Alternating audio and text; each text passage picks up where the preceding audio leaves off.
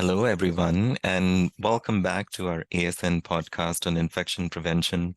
I am your host, Tushar Chopra, and with me today is Miss Quinn Taylor, who is a social worker, a kidney disease survivor, and a board-certified patient advocate.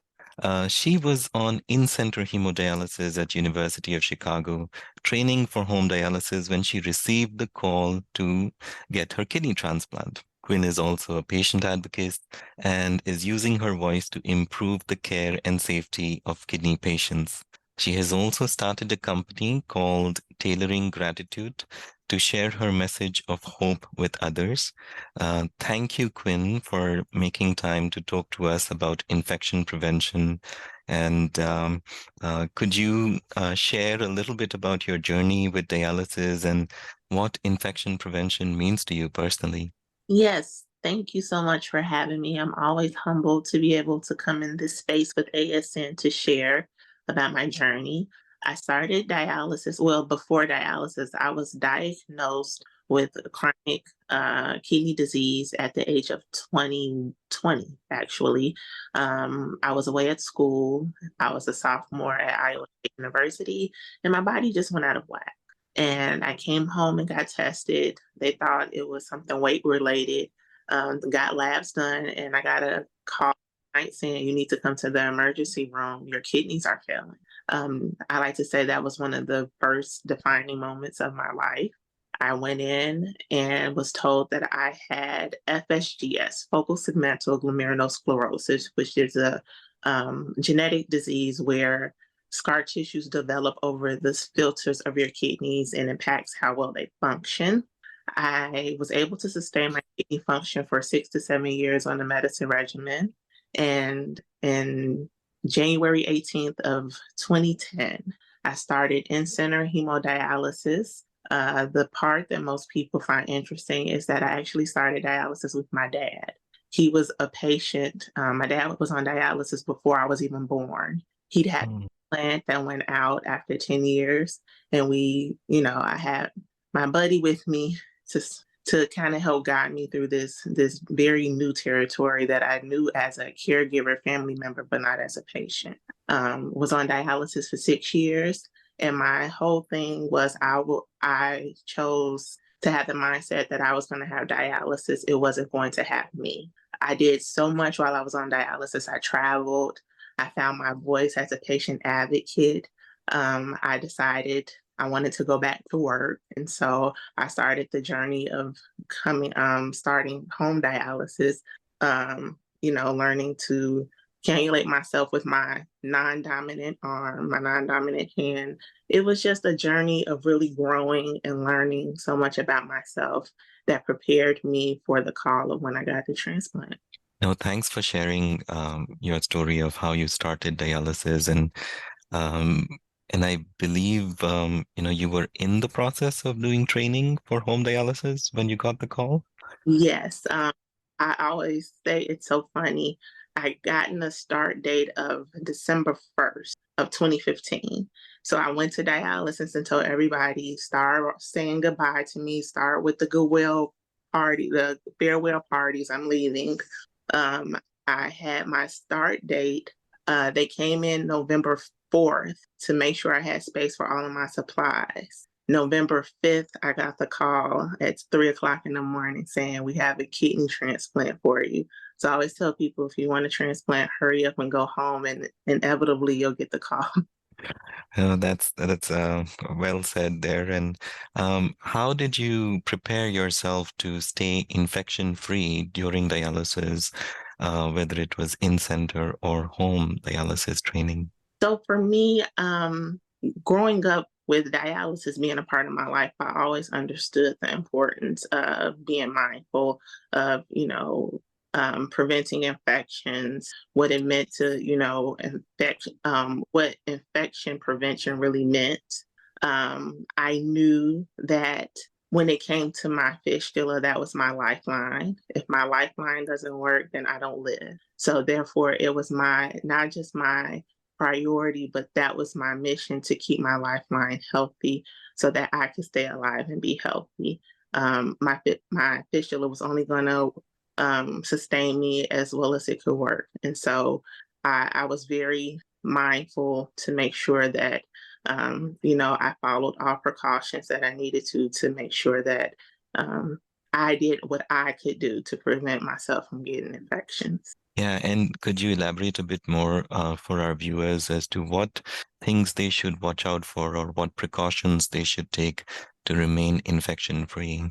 I think one of the biggest ones is hand hygiene. As we saw, we went through a pandemic and it really taught us how important having healthy, hand washing and just hand hygiene is in general. Making sure whenever I came into the center on the floor, the first thing I did was wash my hands with antibacterial soap. I made sure that I washed my arm with betadine and things like that to before cannulation so that I knew my arm was clean. A lot of times you have patients say, well, I took a shower and I had on a coat and then I came in. Well, that's good, but if you put on lotions or different things like that, that can increase your chance for something happening. So you just want to make sure that you're really sanitizing and cleaning that site. Vaccination. That was one thing that I was very diligent about, making sure that I got my pneumococcal shot, making sure I got my flu shot, and got them on time, making sure I got them at the beginning of the season opposed to the end of the season, sanitizing, making sure that my chair was always wiped down and clean, making sure, if I saw things on the wall or saw things places saying, hey, can I get this sanitized because I want to make sure that my area is clean as it can be. Yeah, but for me, I think the biggest one has always been hand washing, just making sure, you can just fight so many germs and infections by making sure you keep your hands clean. Yeah, no, and thank you for being such a positive influence and a patient advocate who is proactive about infection prevention. If I had you in my dialysis unit, I would be teaching, I would be having you teach all my TTS second shift people as to, these are the things you want to watch out for to prevent an infection. So thanks for sharing some tips for our viewers and any challenges that you came across. Like you said, there could be things on the wall or certain misses that you could see in the dialysis unit and how you overcame those challenges. Yes, so we're all human. I just like to start that way. We're all human beings. We make mistakes. We all get into the rhythm of doing things, and sometimes we overlook things. So I don't think things are done maliciously. But I was a patient who had to learn to speak up when I saw things, especially when it pertained to my care that I didn't particularly that I wasn't particularly comfortable with.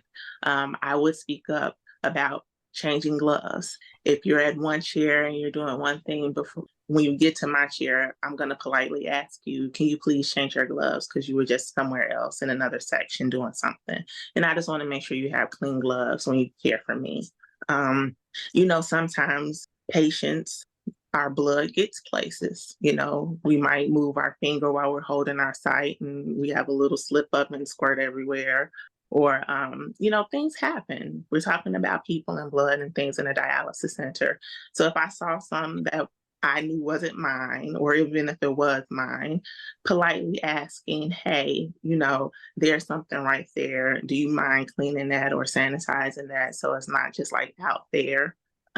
Speaking up about hand washing. I always, hey, can I have some hand sanitizer just to make sure my hands are clean during the treatment? Back then, snack during our treatments. So, hey, I just get a little hand sanitizer so I can put something in my stomach while, I'm getting my treatment. But just making sure that I had to learn that this is my life, right? And I have to protect my life. And so in order to do that, I have to learn how to speak up and learn how to effectively communicate with my care team because our goal is to keep me healthy and alive. So to communicate with them to make sure that we were all doing our due diligence to make sure that not just me, but other patients were being safe and getting safe treatments. Yeah, no, thanks for bringing it up. And Dr. Kleiger, in one of our previous podcasts, talked about multitasking is the norm for the nurse and the tech who are in that pod of the in-center dialysis unit. trying to take care of many things all at once. And he said the same thing, like you said, that humans can make errors, and what we have to do is have a timeout session or be a bit more mindful when it comes to important things like the dry time after we have put an antiseptic, changing the gloves or performing hand hygiene. So you're echoing the same thing as a patient, which is great. We involve our patients in hand audits, in hand hygiene audits. So nurses are doing it, and sometimes we even task our patients to be mindful of all the techs and the nurses and the nurse practitioners or doctors who are going to come to check if everyone is doing their hand hygiene from one station to the other. So, like you said, we all have to advocate for ourselves and each other to prevent infections, because that is like the second most common cause of mortality and morbidity in dialysis. No, absolutely. And like I said, we're all working towards the same goal, and that's to keep patients healthy. And so we all play an active role in that. So, has infection prevention changed your day-to-day routine? Because the way you have approached dialysis, has it changed what you do at home or at work? It does, and it's so interesting because as a current transplant recipient, a lot of those things I did as a dialysis patient to stay safe, but I still do now as a transplant recipient to protect my kidney. So anytime I go somewhere, the first thing I do is wash my hands. I keep sanitizer on me at all times. Even Lysol, if I have to spray something down just to make sure that it's clean. And I think, COVID had a lot to do with that as well. Mask, I keep it from the day after transplant, even when I was on dialysis, I always made sure to wear a mask, especially when I traveled, just because you never know, when you're in groups of people, you never know who's carrying what. So you always have to make sure that you're mindful of yourself. Going into large groups, making sure that you're mindful of yourself, and just having those routines. Even still, if I go somewhere and I see something that doesn't look sanitary, I take Lysol wipes and Clorox wipes out of my purse, and I just kind of wipe them down to make sure that it's sanitized. Yeah, a lot of the things I just carry with me because they keep me healthy, and not just the infection, but just overall, they keep me healthy. Um, and now they're just, if I don't wash my hands, I literally feel like my hands are dirty. Like I can rub them and feel dirty. So, yeah, just common practices that keep us all safe. Right. And you had mentioned this before, was about vaccinations. And could you tell us how you have kept yourself up to date with vaccinations?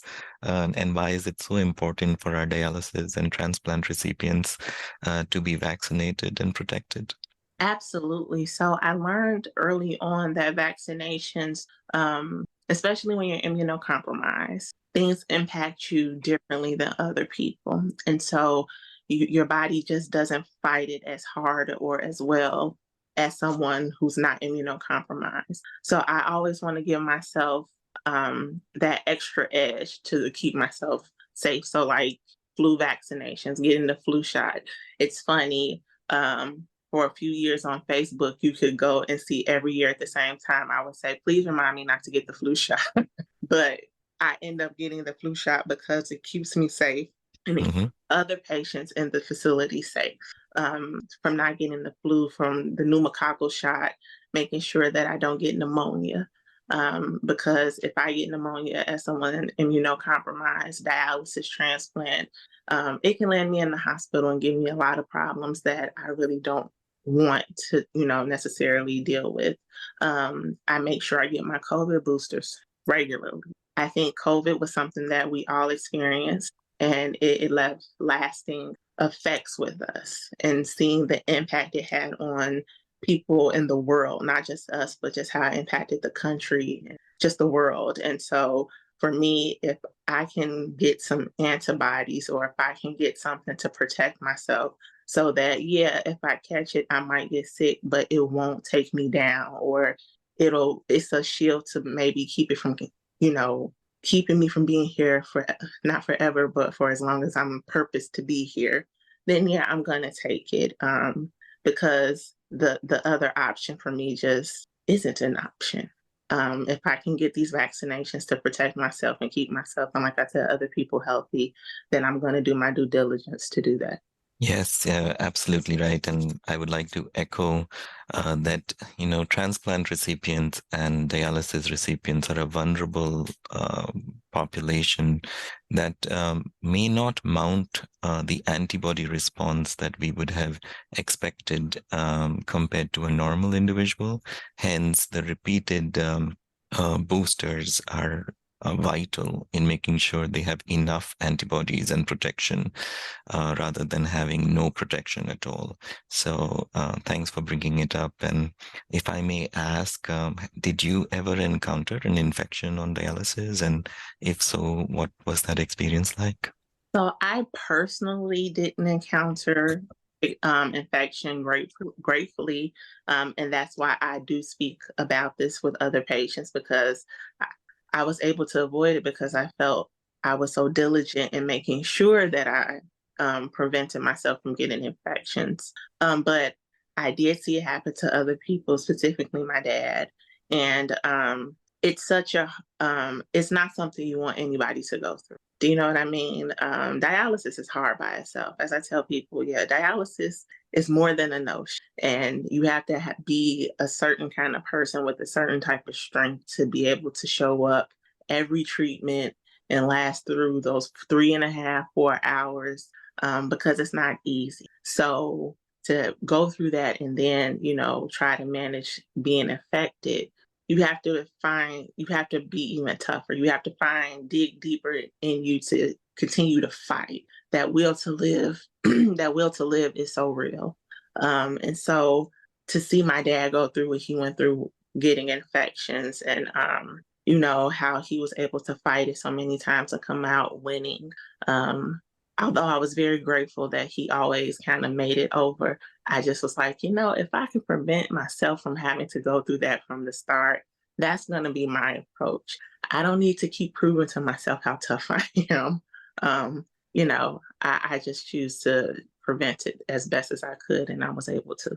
Oh, thanks for sharing about your father. And um, I'm glad you did not have to go through a serious infection, but you learned from a family member's experience. And I should say you've come out very wise, Quinn, because you've been through a lot, and I can see the strength that you bring, not just for yourself, but also the other patients who are on dialysis. And we don't appreciate that it's not easy coming to dialysis all the time, and there are going to be ups and downs, and you do uplift a lot of your peers, and uh, your words of wisdom are heard. Thank you so much. And um, what do you wish more people, especially those new to dialysis, knew about infection risks and prevention? So it's so interesting you asked me that. When patients typically are new to dialysis and I have the opportunity to talk to them, the one thing I always kind of talk about is catheter. And moving from catheter, if you're able, to a fistula or a graft. A lot of times patients keep catheters for fear. They don't want to get stuck. They don't want to go through the surgeries of getting the fistula or the graft.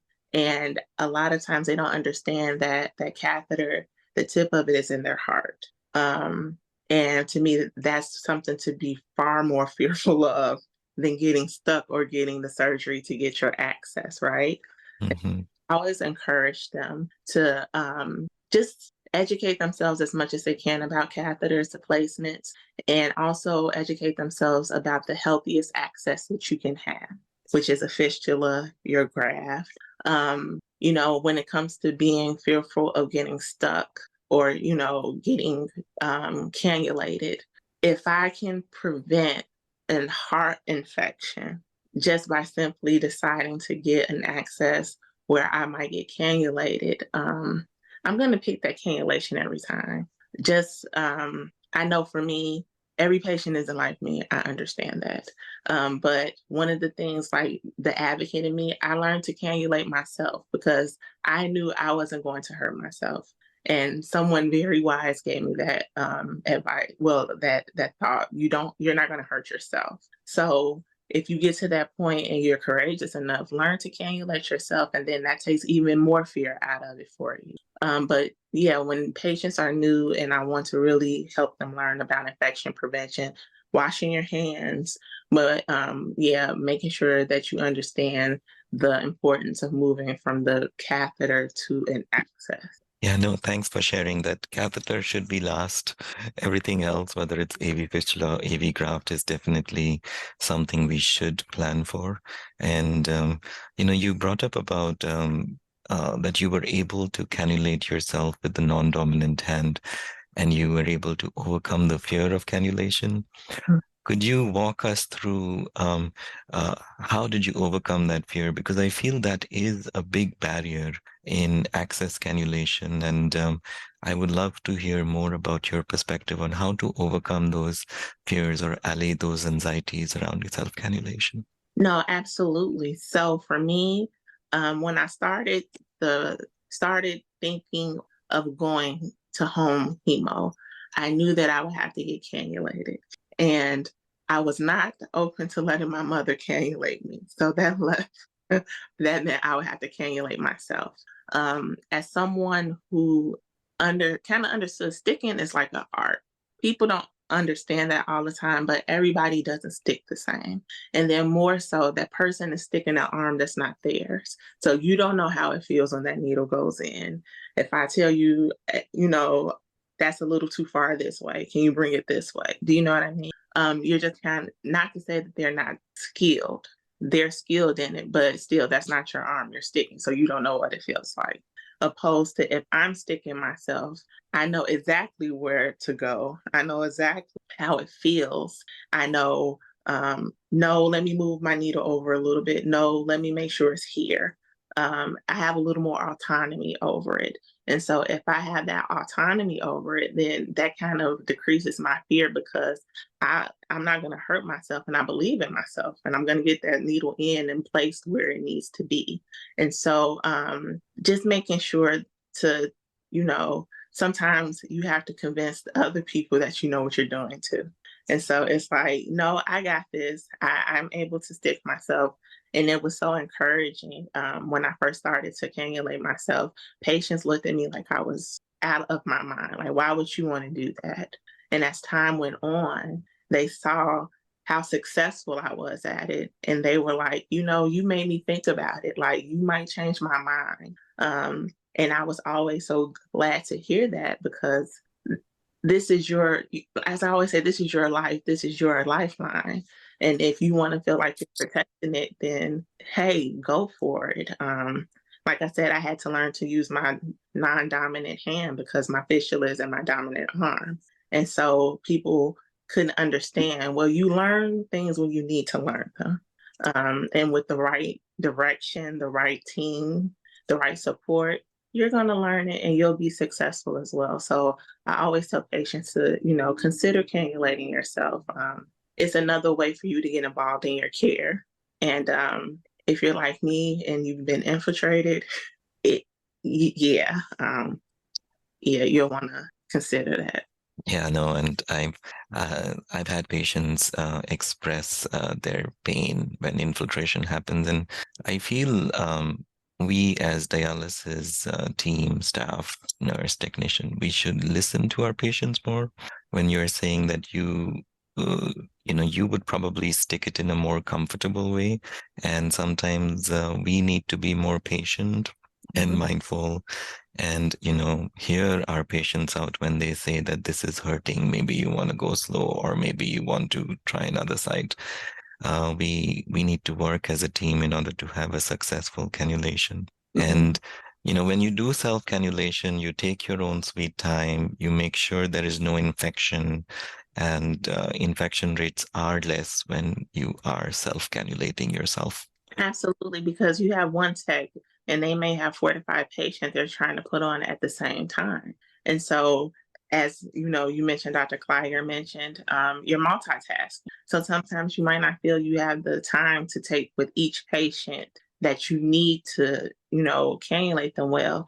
And so you get the chance, like I said, wash my arm, clean it off with the alcohol, the betadine. I can take my time and do it and let them tend to the other patients. So by the time it was my time to get hooked up, my needles are placed. I already pulled my blood in the line, and you just hook me up and we can go. So I think it works for everybody. And any words of advice for our dialysis staff as to what they can do to help prevent infections, and or anything that you've seen that has worked well in a dialysis unit that a team did well in terms of infection prevention? Absolutely. So um, I think dialysis techs are some of the greatest people. They spend more times with patients, sometimes than their family member, than the patient's family member, because you're there so often. And they're supportive and things. They listen, they encourage you. And sometimes we have to learn that when somebody speaks up, it's not a personal jab at you. It doesn't mean I'm saying you're not able to do your job and you're not able to do your job well. um, I'm just saying in this moment, this is the care that I need.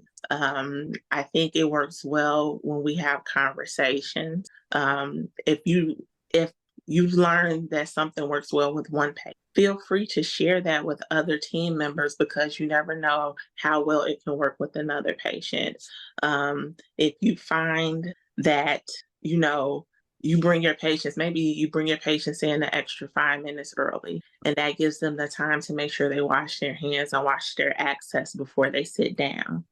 Because a lot of times, if you're go, go, go, go, go, and the patient, you're just worried about getting them on, which is important, you know, things get missed. Opposed if, taking that extra time, if you find, hey, when I bring my patients on the floor extra 5 minutes early, it gives them the time to sanitize their arms and clean things. You might want to try that because it helps. But yeah, one of the biggest things, I guess, for me would be, if as the patient I speak up and ask you to do something or kind of point something out, it doesn't mean I'm attacking you. I'm just trying to help get the best care that I'm supposed to get, and understand that, like I said, we're all humans. We all make mistakes, and it's okay. It's not the end of the world. Yeah, no, I mean, feedback is good, and everyone is working towards our patient safety. You are the goal. And, we want to make sure we have a safe environment to have good dialysis and our patients are taken care of well. I also wanted to spend some time talking about your company, Tailoring Gratitude, which shares the message of hope with others. And may I ask, what is your message of hope for other patients with kidney disease that you're trying to impart through your company? Absolutely. And thank you for asking about tailoring gratitude. So, when I was on dialysis, one of the things I learned most about was gratitude. And people say dialysis, gratitude, like, how do you even connect those two? A lot of times we take things for granted. We don't appreciate things until you no longer have access to it. I can remember being a teenager, drinking bottles of water, drinking sport drinks, and all of that. And then you get on dialysis and they tell you you can only have 32 ounces of fluid a day. There were days I cried because I'm like, Oh, but it's about about gratitude, making sure you appreciate and being content with your portion where you are, making the best out of it. People see dialysis as a death sentence, and I always wanted them to know it's not a sentence. You determine the life you have on dialysis. I was able to travel. I was able to advocate. I did things that I never did when I had fully functioning kidneys while I was on dialysis, because I realized I needed something to look forward to in order to get through this. If I didn't have hope, if I didn't have gratitude, if I didn't have that, then this was going to take over. And I could not let that happen, because I knew there was so much more for me and so much more for me to do past this. So, and even within being on dialysis, I had a purpose, and I had to make sure I focused on that so that I could as one of my good friends said, thrive while I was on there. And it's possible, and you can do that. Is it easy every day? Absolutely not. But you have to decide and make that decision that, hey, every day I'm going to find something. It's something in every day. Every day isn't good, but there's something good in every day.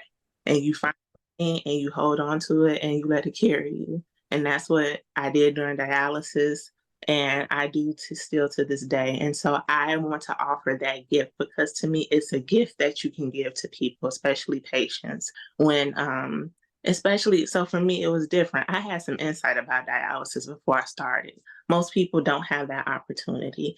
And so, in trying to adjust to this life, you grieve. You grieve the life that you had and the life that you thought you were going to have.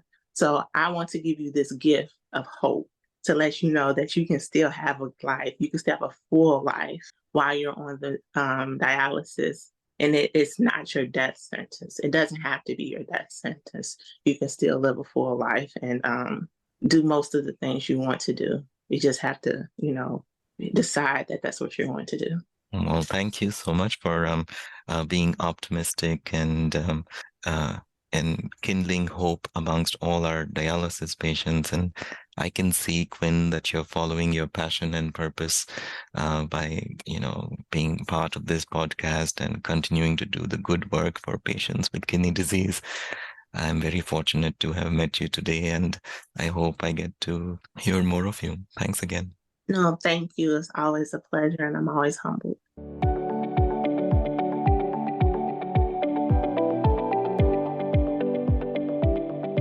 This podcast is copyrighted by the American Society of Nephrology. All rights reserved. All content in this podcast is for informational purposes only and is not intended to be medical advice. This podcast should not be used in a medical emergency or for the diagnosis or treatment of any medical condition. Please consult your doctor or other qualified healthcare professional if you have any questions about any medical condition, or before taking any drug, changing your diet, or commencing or discontinuing any course of treatment.